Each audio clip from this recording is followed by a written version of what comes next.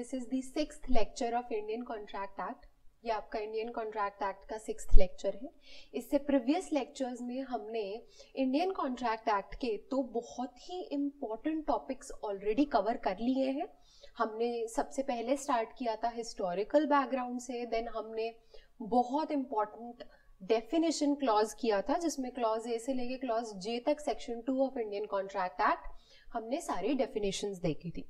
इसके बाद हमने स्टार्ट किया था प्रपोजल से। प्रपोजल का टॉपिक बहुत ही इंपॉर्टेंट है when it comes to contract. तो प्रपोजल का हमने पूरा टॉपिक देखा, जिसमें हमने कुछ इंपॉर्टेंट सब topics like invitation to proposal, intention to create legal relationship, kinds of proposals, communication of proposal, ये सारे टॉपिक्स हमने देखे। इसके बाद हम आए थे एक्सेप्टेंस पे, जो हमने प्रीवियस लेक्चर में किया था। एक्सेप्टेंस के टॉपिक में हमने पढ़ा एक्सेप्टेंस का कम्युनिकेशन कैसे होता है। सबसे पहले तो हमने 2B के अंदर एक्सेप्टेंस क्या होती है वो देखा, एक्सेप्टेंस कैसे कम्युनिकेट की जाती है वो देखा एज पर सेक्शन 4। इसके बाद हमने देखा acceptance should be absolute and unqualified, section 7। Absolute acceptance कैसे होती है, अनक्वालिफाइड कैसे होती है, इसमें हमने देखा मिरर रूल, मिरर रूल क्या होता है। इसके बाद हमने देखा acceptance must be made while the offer is still standing. Then हमने देखा acceptance must be made in some usual and reasonable manner, और अगर कोई मैनर प्रिस्क्राइब्ड है तो प्रिस्क्राइब्ड मैनर में होनी चाहिए। अब इस मैनर के रिगार्डिंग इंडियन लॉ और इंग्लिश लॉ में क्या डिफरेंस है हमने वो भी देखा। ये सारी चीजें हमने हमारे प्रीवियस लेक्चर में देखी। एक एक्सेप्टेंस ऑफ प्रपोजल का एक छोटा सा टॉपिक बचता है, जो कि है revocation of acceptance and revocation of proposal. वो हम आज देखेंगे। इसी के साथ ये बहुत छोटा सा टॉपिक है, इनिशियल आज के लेक्चर के स्टार्टिंग में हम वही करेंगे। इसके बाद हम हमारे थर्ड इंपॉर्टेंट टॉपिक पे बढ़ेंगे, जो कि है कंसिडरेशन, जो कि है कंसिडरेशन। तो कंसिडरेशन क्या होता है, कंसिडरेशन कौन देता है, कंसिडरेशन कैसा होना चाहिए, consideration eight the desire of the promisor कैसे होता है, क्विड प्रो क्वो क्या होता है, प्रोमिसरी एस्टॉपल क्या होता है, एटसेट्रा। ये सारी चीजें हम आज के लेक्चर में करने वाले हैं। बट उससे पहले हमें रेवोकेशन करना है एक्सेप्टेंस और प्रपोजल का। तो let's start with revocation of proposal and acceptance. तो हम स्टार्ट करने वाले हैं, हम प्रपोजल एंड एक्सेप्टेंस ऑलरेडी पढ़ चुके हैं। अब हम करने वाले हैं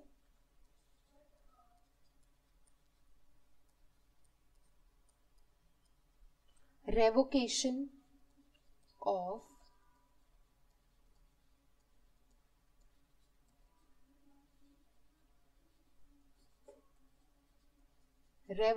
of proposal and acceptance. All right, ये वर्ड है रेवोकेशन। रेवोकेशन का मतलब होता है टू रिवोक, टू रिवोक या फिर टू विथड्रॉ, या फिर इसे हम टू टेक बैक भी बोलते हैं। टू टेक बैक, वापस ले लेना। रिवोक मतलब है वापस ले लेना, विथड्रॉ कर लेना, किसी चीज को टेक बैक कर लेना। एक बार प्रपोजल कर दिया है तो क्या आप अपने किए हुए प्रपोजल को वापस ले सकते हो? हाँ, ले सकते हो। बट कब तक ले सकते हो ये हम देखेंगे, और कैसे ले सकते हैं। रेवोकेशन, अपने खुद के रेवोकेशन से हम कब बाइंड होंगे, अपने खुद के रेवोकेशन से सामने वाले पर्सन कब बाइंड होगा, वो भी अभी हम रूल्स देखेंगे। सेम जैसे कि प्रपोजल को रिवोक किया जा सकता है, वैसे ही एक एक्सेप्टेंस को भी रिवोक किया जा सकता है। जैसे कि एक प्रपोजल रिवोक किया जा सकता है, वैसे ही, ठीक वैसे ही एक्सेप्टेंस को भी रिवोक किया जा सकता है। एक्सेप्टेंस, अब अगर कोई मेरे को प्रपोजल हुआ था, मैंने उसकी एक्सेप्टेंस दे दी, बट उसके बाद मुझे रियलाइज होता है कि यार मुझे एक्सेप्टेंस नहीं देनी चाहिए थी, तो क्या मैं उसको रिवोक कर सकती हूँ? बिल्कुल कर सकती हूँ, बट कुछ रूल्स हैं उसके अकॉर्डिंग ही कर सकती हूँ। ठीक है, तो इसमें एग्जाम्पल के थ्रू हम समझेंगे। ए ने बी को एक ऑफर किया लेटर के थ्रू 1 जनवरी 2023, 1 जनवरी को ए ने ये लेटर सेंड किया, जो 3 जनवरी को बी को रिसीव हुआ। 4 जनवरी को बी ने ए को अपना एक्सेप्टेंस भेजा, जो एक्सेप्टेंस 6 जनवरी को ए को रिसीव होने वाला था, बट बीच में 5 जनवरी को बी को रियलाइज हुआ कि नहीं यार, मैंने तो गलत एक्सेप्टेंस दे दिया इस ऑफर के लिए, ये ऑफर तो मेरे लिए फीजिबल ही नहीं है। तो नाउ इस दिन बी क्या करता है, बी एक और लेटर भेजता है ए को, revoking the previous acceptance, revoking the previous acceptance. क्या ये कर सकते हैं? अभी हम देखेंगे कि कर सकते हैं या नहीं कर सकते हैं। अभी मैं सिर्फ आपको बता रही हूं कि रेवोकेशन क्या होता है। ये तो हुआ revocation of acceptance. Revocation of proposal कैसे होगा? 1 तारीख को इसने प्रपोजल भेजा जो 3 को इसको पहुंचने वाला था। बाय चांस 2 तारीख को ही ए को रियलाइज होता है कि मैंने तो गलत ही प्रपोजल कर दिया है, तो ये एक और लेटर भेज देता है रिवोक करने का। ठीक है, तो क्या वो हो सकता है? यस, हो सकता है। ठीक है, अब उसके क्या रूल्स हैं, किस तरीके से होता है, एक बार हम देखेंगे नोट्स में। ऑलराइट, नोट्स की तरफ बढ़ते हैं।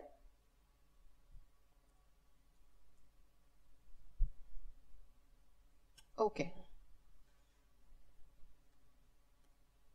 हम पढ़ रहे हैं रेवोकेशन, सेक्शन 4 के ही अंदर दिया गया है।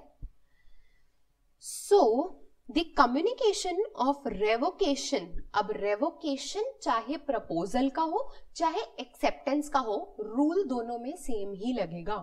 रेवोकेशन चाहे प्रपोजल का हो चाहे एक्सेप्टेंस का हो, रूल दोनों में सेम ही लगेगा। ठीक है, as against the person who makes it, तो जो पर्सन रिवोक कर रहा है, अगर मैं एक्सेप्टेंस के रिवोकेशन की बात करूं, ये वाला जो है रिवोक कौन कर रहा है? बी रिवोक कर रहा है। तो बी के अगेंस्ट रेवोकेशन कब कंप्लीट होगा? When it is put in the course of transmission.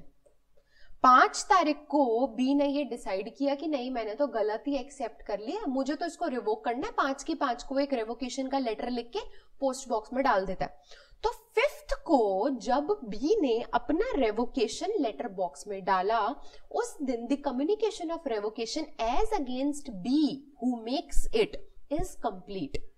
इस दिन बी के अगेंस्ट वो कंप्लीट हो चुका है। इसका मतलब बी अपने एक्सेप्टेंस की लायबिलिटी से फ्री हो चुका है। Alright, as against the person to whom it is made when it comes to his knowledge।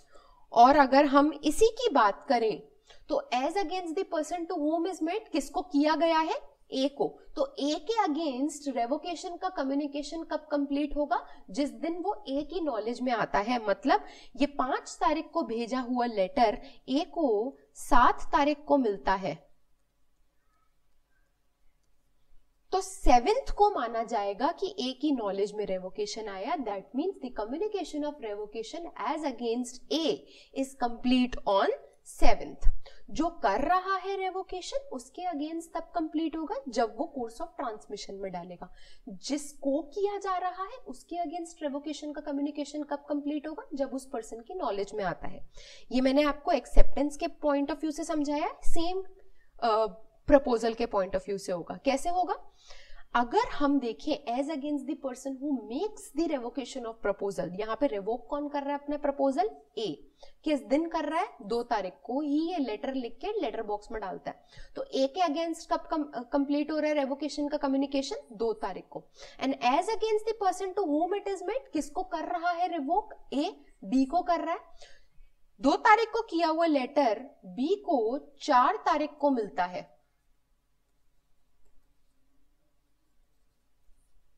तो बी के अगेंस्ट 4 तारीख को कंप्लीट होगा रेवोकेशन। ऑलराइट, तो ये होता है रेवोकेशन, ये होता है रेवोकेशन एज पर सेक्शन 4। ये है रूल्स ऑफ रेवोकेशन। अब क्या कभी भी रिवोक कर लेंगे? अब ए ने बी को प्रपोजल भेजा है 1 तारीख को, 3 तारीख को वो प्रपोजल बी के पास पहुंच चुका है। क्या 5 तारीख को बी ए जो ए है वो अपना प्रपोजल रिवोक कर सकता है? नहीं कर सकता है। कब कर सकता है? 3 तारीख से पहले पहले कर सकता है। क्यों? क्योंकि 3 तारीख को वो प्रपोजल बी के पास पहुंच चुका है।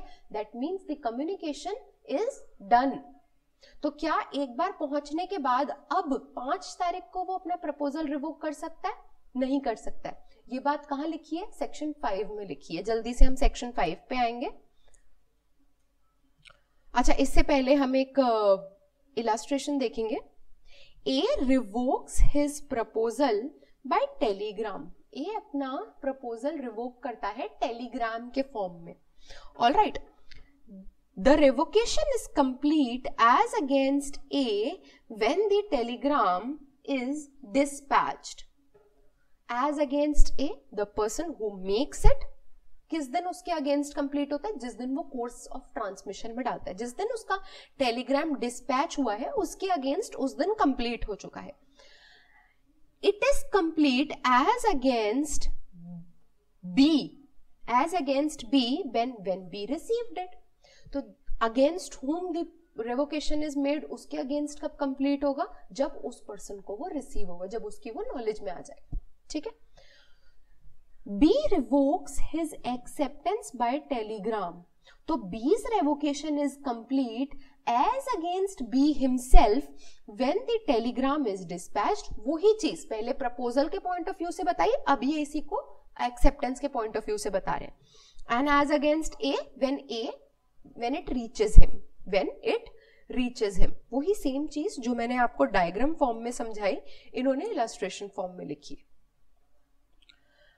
ओके, अब हम पढ़ेंगे सेक्शन नंबर 5। सेक्शन नंबर 5 बोलता है when proposal and acceptance can be revoked. कब तक आप उसको रिवोक कर सकते हो? अगर मैं प्रपोजल की बात करूं, सेक्शन 5 बोलता है कि आप अपने प्रपोजल को, मतलब प्रपोजर अपने प्रपोजल को तब तक, कब तक रिवोक कर सकता है? तब तक सिर्फ रिवोक कर सकता है till the communication of acceptance as against the proposer is complete। तो जब तक communication of acceptance as against the proposer complete नहीं होता है, सिर्फ तब तक ही प्रपोजर अपना प्रपोजल रिवोक कर सकता है। जिस समय communication of acceptance as against the proposer complete हो गया, उसके बाद प्रपोजर अपना प्रपोजल रिवोक नहीं कर सकता है। अब ये communication of acceptance as against the proposer कब कंप्लीट होता है? जब एक्सेप्टर अपने एक्सेप्टेंस को कोर्स ऑफ ट्रांसमिशन में डाल देता है। तो अगर मैं इस एग्जाम्पल में बात करूं तो यहां पे ए अपना प्रपोजल कब तक रिवोक कर सकता है? बी ने अपना एक्सेप्टेंस कब डाला है? एक्सेप्टेंस लेटर को कब उसने कोर्स ऑफ ट्रांसमिशन में डाला है? 4th को उसने अपनी एक्सेप्टेंस सेंड करी है।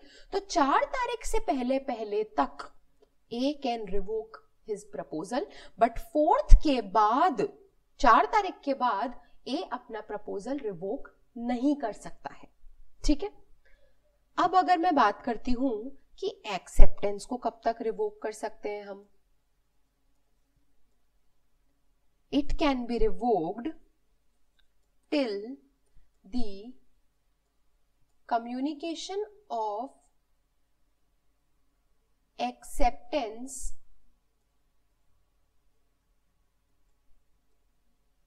as against the acceptor is complete. अब एक्सेप्टर अपनी एक्सेप्टेंस को कब तक रिवोक कर सकता है, तब तक कर सकता है जब तक the communication of acceptance as against the acceptor is complete. अब communication of acceptance as against the acceptor कब कंप्लीट होता है, अपनी एक्सेप्टेंस से एक्सेप्टर खुद कब बाउंड होता है, जब उसकी एक्सेप्टेंस की नॉलेज प्रपोजर को हो जाती है, when it comes to the knowledge of the proposer. हमने लास्ट लेक्चर में पढ़ा है. तो यहां पे 4 तारीख को इसने अपनी एक्सेप्टेंस भेजी है, जो कि 6 तारीख को ए के पास पहुंच रही है. मतलब 6th is the date when the communication of acceptance as against the acceptor is complete. तो 6 तारीख से पहले तक अगर बी चाहे तो अपनी एक्सेप्टेंस को रिवोक कर सकता है, क्योंकि 6 तारीख को communication of acceptance as against the acceptor complete हो जाएगा. तो इसके बाद B can not revoke his acceptance. All right. So ये रूल्स हैं सेक्शन 5 के अकॉर्डिंग कि आप कब तक रिवोक कर सकते हो. एक बार हम रीड कर लेते हैं. सेक्शन 5 क्या बोलता है, सेक्शन 5 बोलता है revocation of proposal and acceptance. Section 5 बोलता है revocation of proposal and acceptance. The proposal may be revoked at any time before the communication of its acceptance is complete as against the proposer. Proposal कब तक revoke कर सकते हो, but not afterwards, उसके बाद नहीं कर सकते. वही सेम चीज जो अभी फ्लो चार्ट बना के मैंने आपको समझाई और आपको मैंने एग्जाम्पल में भी समझा दी. एक्सेप्टेंस को भी रिवोक किया जा सकता है उस समय तक जब तक उसके एक्सेप्टेंस के कम्युनिकेशन, वो भी कौन सा, is complete as against the acceptor but not afterwards. वही चीज जो मैंने अभी आपको समझाई, सेम चीज सेक्शन 5 में लिखी है. ओके, आगे बढ़ेंगे, इलस्ट्रेशन पे बढ़ेंगे. अब हम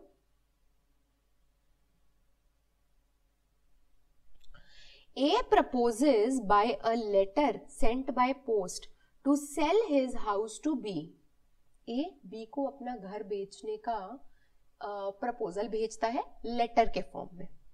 बी एक्सेप्ट कर लेता है ए का प्रपोजल लेटर के फॉर्म में ही.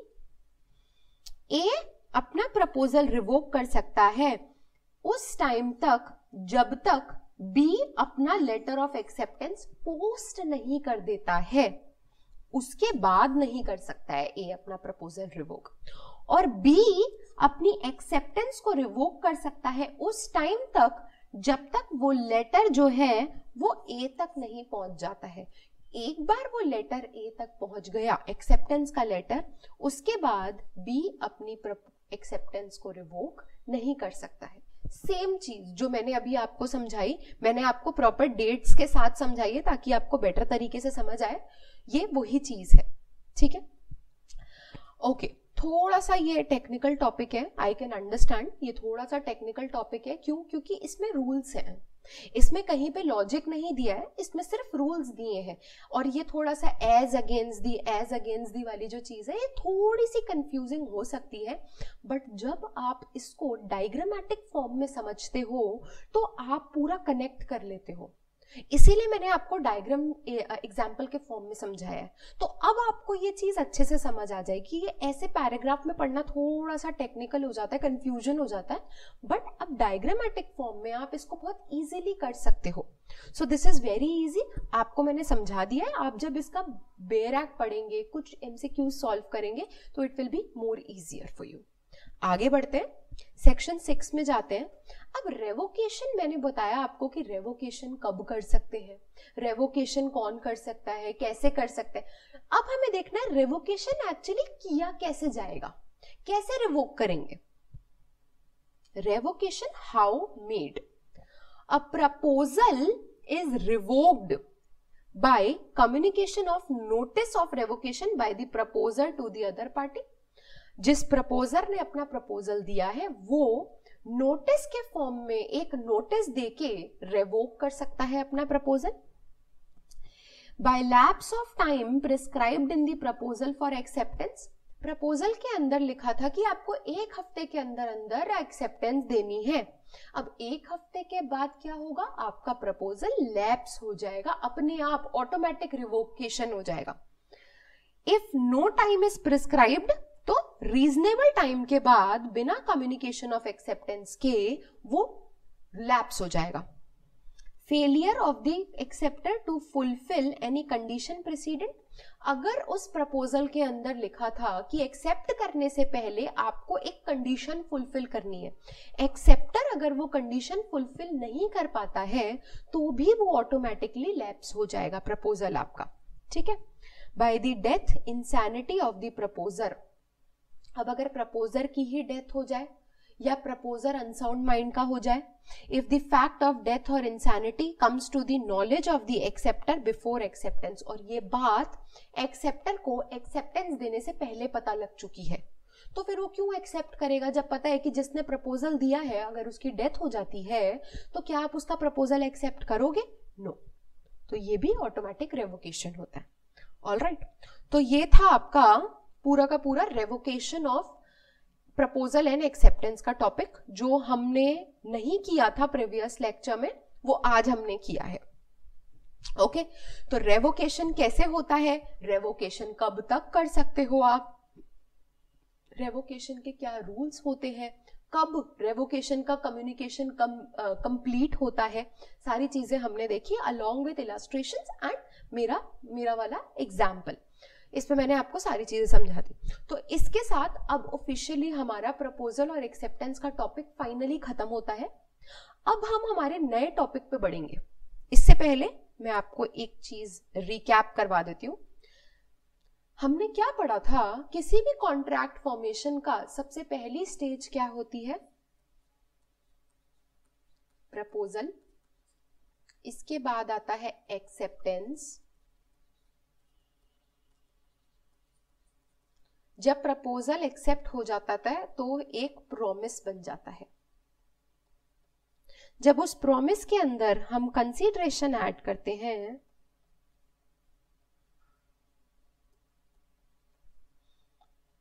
तो वो एक अग्रीमेंट के फॉर्म में हो जाता है। उस अग्रीमेंट को जब लीगली एनफोर्स किया जाता है तब वो बनता है एक full fledged contract. 2 clause A, 2 clause B, ये भी 2 clause B, 2 clause D, 2 clause E, इसका कोई सेक्शन नहीं है, 2 क्लॉज एच। हम ये और ये कर चुके हैं, जिसके अंदर ये भी कवर हो गया है। आज का हमारा टॉपिक है कंसीडरेशन। आज का हमारा टॉपिक है कंसीडरेशन। अब consideration is always for a promise, क्योंकि कंसीडरेशन किसके अंदर ऐड किया जा रहा है, प्रॉमिस के अंदर। कंसीडरेशन सिर्फ प्रपोजल का नहीं होगा, कंसीडरेशन सिर्फ एक्सेप्टेंस का नहीं होगा, कंसीडरेशन किसका होगा, प्रॉमिस का होगा। मतलब प्रपोजल का भी होगा, एक्सेप्टेंस का भी होगा। कंसीडरेशन क्या होता है, हमारा टॉपिक है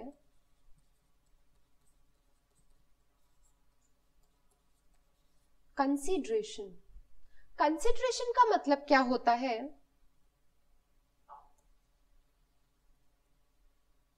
समथिंग इन रिटर्न। कंसीडरेशन का मतलब है something in return, and this topic consideration, it is based on a Latin maxim quid pro quo. क्या है maxim? Quid pro quo, जिसका मीनिंग है, exact meaning, something in return of something. Something in return of something, it is quid pro quo. जब A ने B को बोला कि I will sell my watch to you for rupees 5,000, B ने बोला okay, ठीक है. A जो है वो B को वॉच देगा, ये A का प्रॉमिस है. इसके बदले में B A को क्या प्रॉमिस कर रहा है कि मैं तुम्हें 5,000 रुपए दूंगा, जो तुम्हारे वॉच की कीमत है. ये B का प्रॉमिस है. तो A के लिए कंसिडरेशन क्या है जो उसे मिल रहा है, that is 5,000 rupees. Whereas B के लिए कंसिडरेशन क्या है जो उसे मिल रहा है, watch. So something in return of something, एक चीज के बदले दूसरी चीज, ये क्या होता है, ये होता है कंसीडरेशन. ये होता है कंसीडरेशन. ऑलराइट, अब एक बार नोट्स पे चल के हम रीड कर लेते हैं. सो सेक्शन 2 क्लॉज डी जो है, सेक्शन 2 क्लॉज डी कंसीडरेशन को डिफाइन करता है.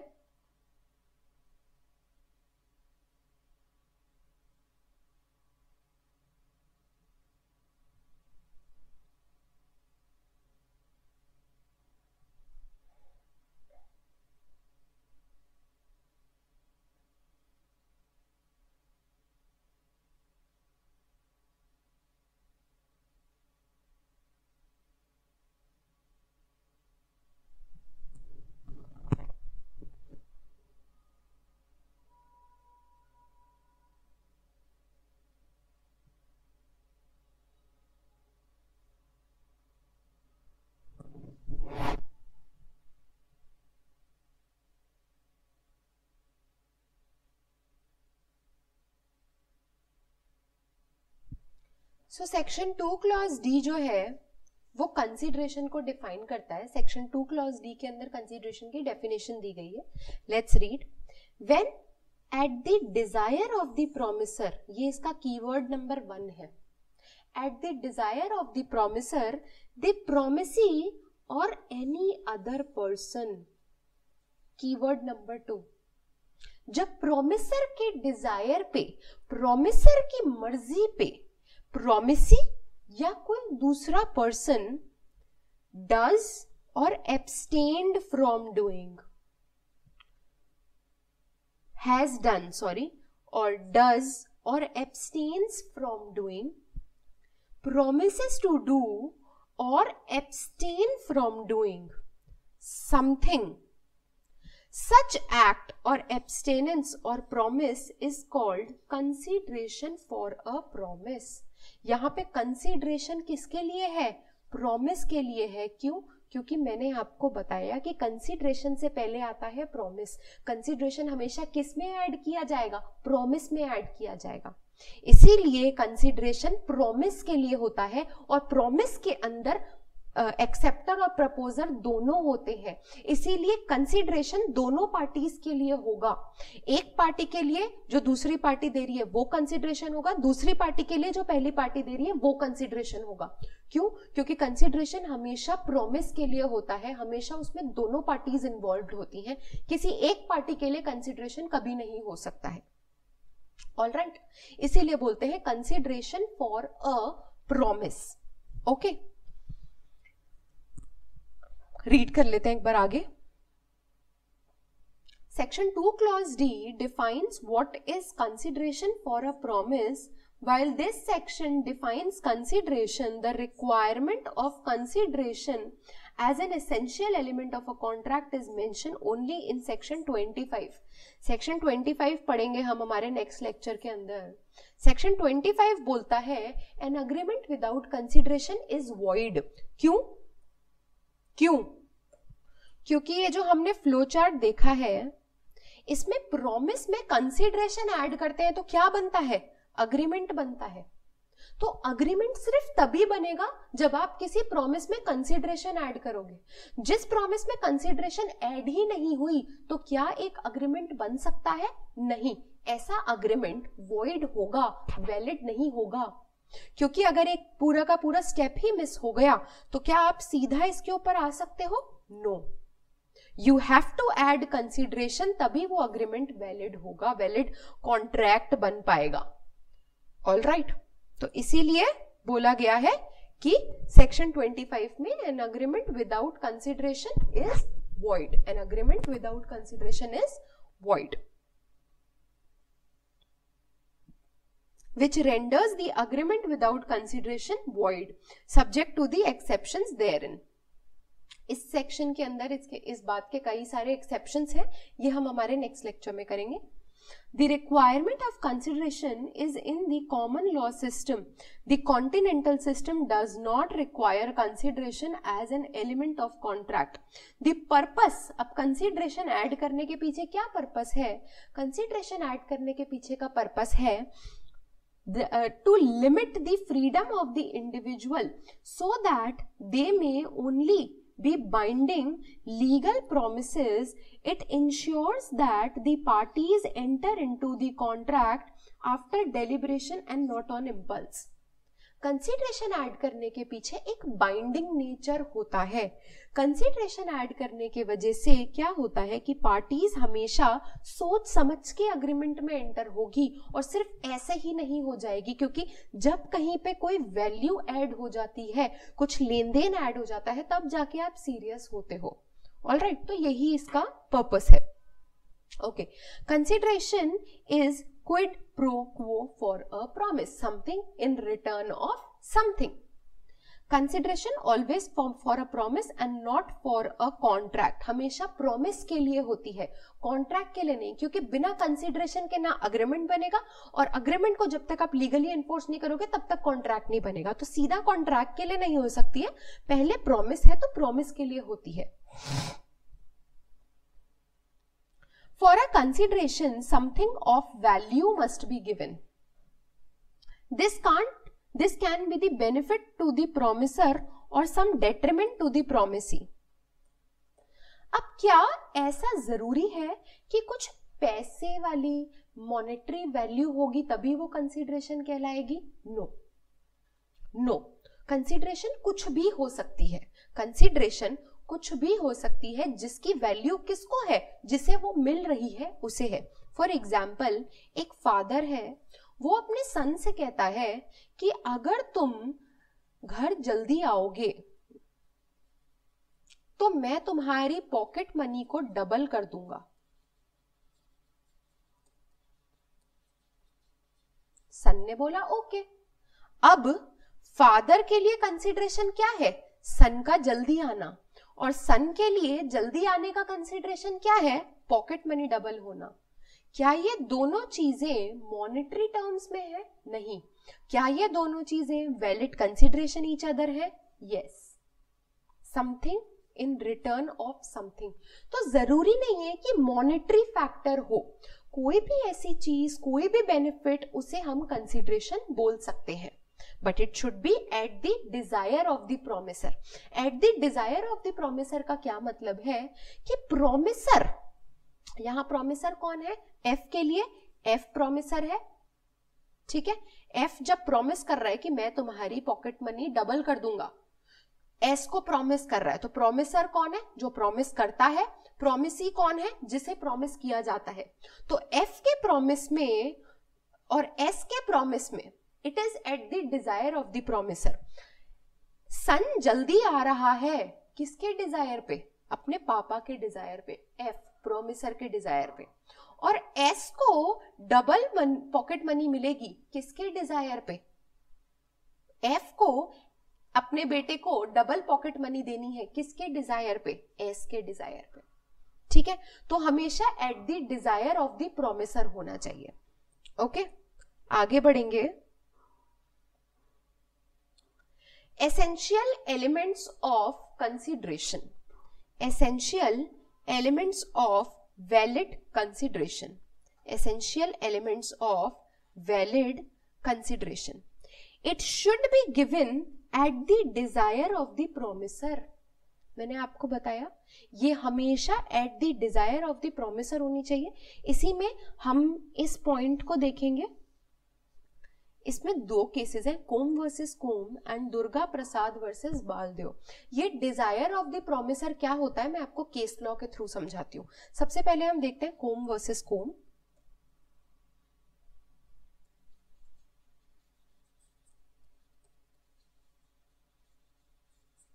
इसमें क्या होता है, एक हस्बैंड होता है, वो डिवोर्स के टाइम पे अपनी वाइफ को बोलता है कि मैं तुम्हें $100 दिया करूंगा तुम्हारी मेंटेनेंस के लिए. ठीक है, मैं तुम्हें $100 दिया करूंगा तुम्हारी मेंटेनेंस के लिए. वाइफ ने देखा कि हस्बैंड तो ऑलरेडी अग्री हो चुका है कि $100 देगा मुझे मेरी मेंटेनेंस के लिए. तो wife decided to rely on his promise and she decided कि अब जब ये खुद से मान गया है तो क्यों मैं इसके ऊपर मेंटेनेंस के लिए अलग से केस करूं. she decided not to sue him for maintenance. अब कुछ टाइम के बाद एच ने मेंटेनेंस देना बंद कर दिया. इसने इसको स्यू कर दिया कि तुमने अपनी कंसीडरेशन नहीं दी है. You have committed breach of contract. क्या ये कंसीडरेशन है? डब्ल्यू ने बोला कि मैंने eight the desire of my husband इसे स्यू नहीं किया था. इसके बदले में इसने मुझे क्या कंसीडरेशन देने को बोला था? $100 पर मंथ. इसने नहीं दी. Now I will sue him. क्या यहाँ पे कंसीडरेशन है? नहीं. It is not a valid consideration. क्यों? क्योंकि यहाँ पे W को H ने ये प्रॉमिस नहीं किया है कि अगर तुम मेरे अगेंस्ट मेंटेनेंस का केस नहीं करती हो तब मैं तुम्हें पैसे दूंगा. नो. और इस प्रॉमिस पे रिलाय होके W ने डिसाइड किया हो कि ठीक है यार इसके बदले में मुझे वो दे ही रहा है तो इस वजह से मैं उस पर केस नहीं करती हूं. ऐसा नहीं है.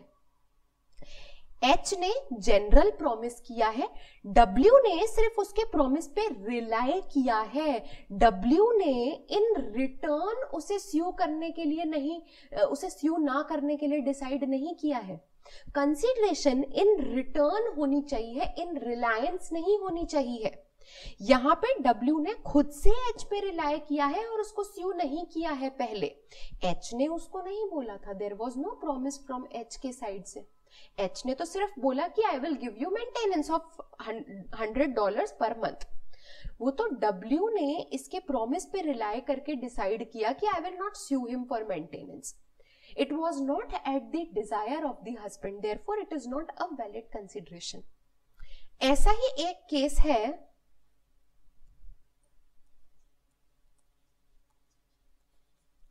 दुर्गा प्रसाद वर्सेस बालदेव. दुर्गा प्रसाद वर्सेस बालदेव. इसके अंदर क्या था? इसके अंदर एक कॉन्ट्रैक्टर था जिसने कुछ रूल्स निकाले. इन रूल्स के अकॉर्डेंस में ए ने कुछ शॉप्स बनाई. ओके. ए ने बी को बोला कि मैं ये शॉप्स तुम्हें सेल करूंगा अगर अपनी सेल का 10% कमीशन तुम मुझे दोगे तो. All right. बी ने हाँ बोली बट बी ने बाद में कमीशन नहीं दिया. ए ने बी को कमीशन के लिए स्यू कर दिया कि बी की वजह से मैंने ये शॉप्स बनाई कि बी मुझे शॉप्स बनाने के बदले में 10% अपनी सेल का कमीशन देगा. It is not a valid consideration. क्यों? यहाँ पे प्रॉमिस किसके बीच में है? ए और बी के बीच में है। क्या ए का शॉप्स बनाना बी के वजह से था? No, it was not at the desire of B, it was at the desire of the contractor. It was not at the desire of the promisor, it was at the desire of the contractor. Therefore, क्योंकि ये at the desire of the promisor नहीं है, it is not a valid consideration. So consideration हमेशा at the desire of the promisor होनी चाहिए. Consideration must always be at the desire of the promisor. All right. अब एक और topic इसके अंदर आता है जिसे हम बोलते हैं प्रोमिसरी इस्टॉपल. कंसीडरेशन और प्रोमिसरी इस्टॉपल को सिमिलर लुकिंग बोला जाता है. एक बार हम देखते हैं किस तरीके से बोल रहे हैं ये. एक केस लॉ है Motilal Padampat sugar mill versus state of UP, जिसके अंदर प्रोमिसरी इस्टॉपल का टॉपिक हेल्ड किया गया था. It was held that where one party, जब एक पार्टी ने अपने वर्ड्स से या अपने कंडक्ट से दूसरी पार्टी को क्लीन, क्लियर, अनइक्विवोकल प्रॉमिस किया है which he intended to create a legal relationship or affect a legal relation to arise in future, knowing or intending that it would be acted on by the other party to whom his promise is made, and it is in fact acted upon by the other party. जब एक party या तो words से या अपने conduct से किसी दूसरी पार्टी को ये बिलीव करवाती है कि वो उससे एक प्रॉमिस कर रहा है, और जो पर्सन ये बिलीव कर आ रहा है उसे ये भी पता है कि मेरे प्रॉमिस पे वो सामने वाली पार्टी एक्ट करेगी, और वाकई में वो पार्टी उसके प्रॉमिस पे रिलाय करके एक्ट करती है, उसके वर्ड्स पे, उसके कंडक्ट पे रिलाय करके एक्ट कर लेती है, तो अब ये प्रॉमिस बाइंडिंग हो जाएगा उस पार्टी पे जिसने उसे ये बिलीव करवाया था, and he would not be entitled to go back upon it. इसका मतलब क्या हुआ, मैं आपको समझाती हूं. जनरल इस्टॉपल क्या होता है? वही है प्रोमिसरी इस्टॉपल. जब कोई एक पार्टी ए अपने वर्ड्स से या कंडक्ट से कुछ स्टेट कर रही है, स्टेट अ फैक्ट, और इसकी इस चीज पे रिलाय करके दूसरी पार्टी है बी, वो एक्ट करके अपनी पोजीशन चेंज करती है. अब ए अपनी कहे हुए फैक्ट, अपनी कही हुई बात से डिनाई नहीं कर सकता है. Now he has to fulfil this promise जो उसने अपने वर्ड या कंडक्ट से दिखाया था. यही होता है प्रोमिसरी इस्टॉपल. और इससे रिलेटेड आपको दो केस लॉज याद रखने, सिर्फ इनके नाम याद रखने आपको, इससे ज्यादा इसमें कुछ नहीं है. इसके नाम है केदारनाथ वर्सेस गौरी मोहम्मद. एक ही केस लॉ है, sorry, Kedarnath versus Gauri Mohammad. Promissory estoppel differs from contract theory because it protects reliance and not bargains. This doctrine is developed to prevent injustice. It renders the promise binding if the promisor has suffered some detriment in reliance of the promise. All right, तो ये justice theory पे based है promissory estoppel. So that was all for today's lecture. आज हमने क्या क्या किया?